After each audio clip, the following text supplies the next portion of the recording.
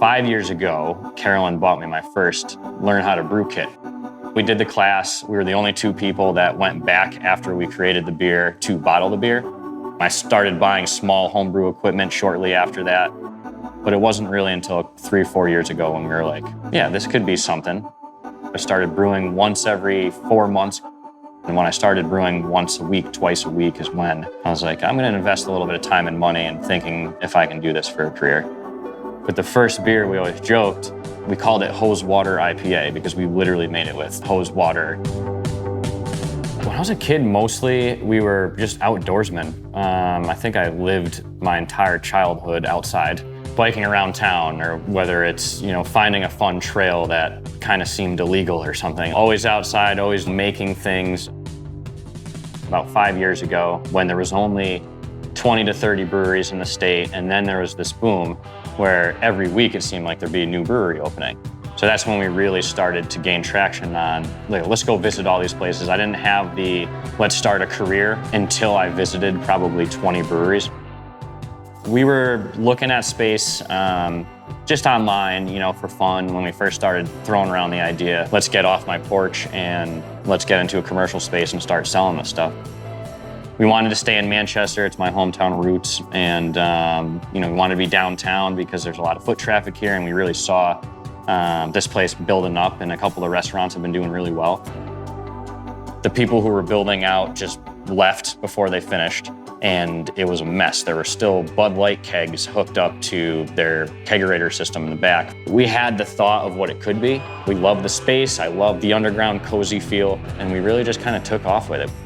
We basically started from scratch. We demoed this entire place down to the studs, ripped out all the electrical, all the HVAC, and just kind of rebuilt the thing from scratch. From the first sledgehammer through the wall until opening day, it was probably 14 months. While I was working full-time, we were creating this.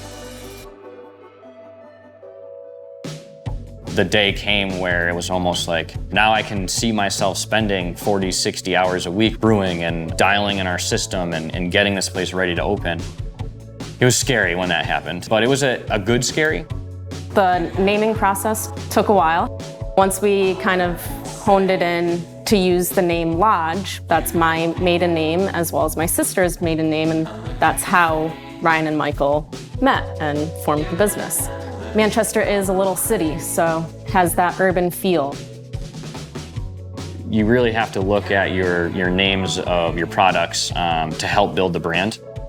Morning Mist, the picture is of a reservoir that is a quarter mile from our house that we take our dogs. Relax Repeat and Sunrise Run are both from Cape Cod.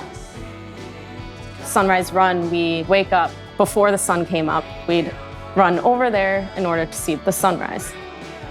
Created Emerald Shores. Carolyn and I went to Ireland for our honeymoon, took a picture at the Cliffs of Moher.